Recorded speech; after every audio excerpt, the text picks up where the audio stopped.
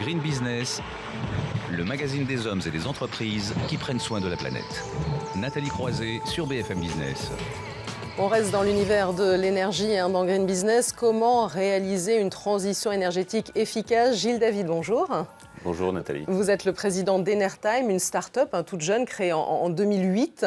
Alors vous êtes dans un univers assez particulier, on va dire, vous êtes assez rare aussi en France à développer ça. Vous développez des modules qui s'appellent ORC. Alors il faut bien comprendre un petit peu en quoi ça fonctionne. L'idée, si j'ai bien compris, c'est améliorer l'efficacité énergétique des procédés industriels, c'est ça? Et puis il y a aussi un aspect production d'électricité décentralisée.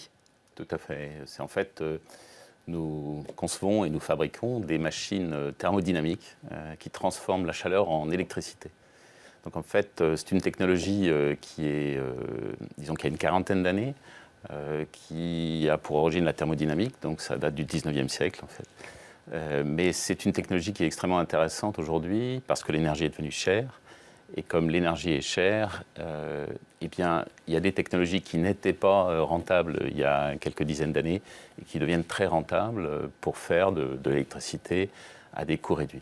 Alors vous disiez que ça existe depuis 40 ans, mais vous, ça a fallu du temps aussi pour repartir dans une démarche de R&D, créée en 2008, mais là, vous avez un pilote depuis très peu de temps. Hein.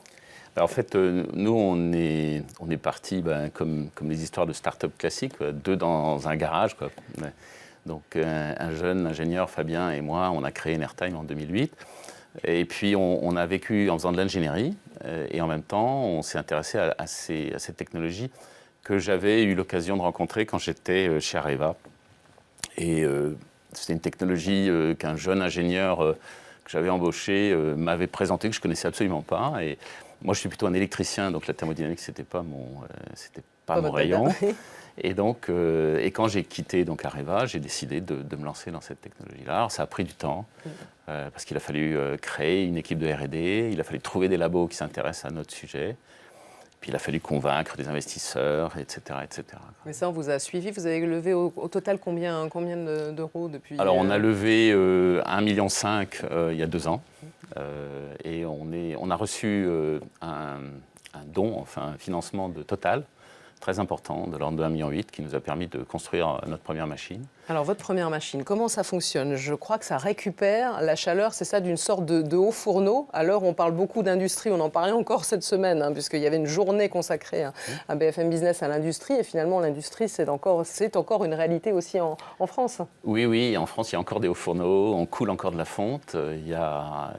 C'est une activité qui reste rentable, c'est une activité qui est pas si délocalisable que ça, parce que, en fait, cette usine dans laquelle on a mis notre machine, elle fait des contrepoids pour ces grands engins de chantier, ces grues hydrauliques qu'on voit partout. Ces grands engins de chantier, ils sont fabriqués en Europe. C'est le leader européen, en fait, du contrepoids pour ces grandes machines. Et cette société fabrique donc fabrique des contrepoids avec de la fonte.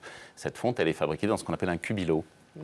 Le cubilot, c'est un espèce de haut fourneau dans lequel on va faire réagir de la ferraille et du coke pour faire de la fonte. Et cette réaction est extrêmement exothermique, c'est-à-dire elle produit beaucoup de chaleur.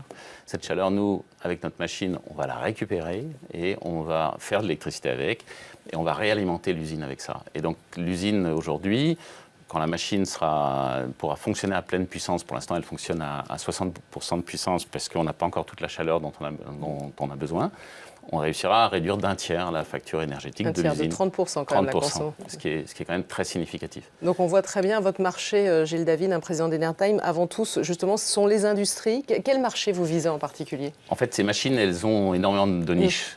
Elles ont énormément de niches. Donc il y a ce marché-là de la récupération de chaleur dans l'industrie. C'est un marché mondial.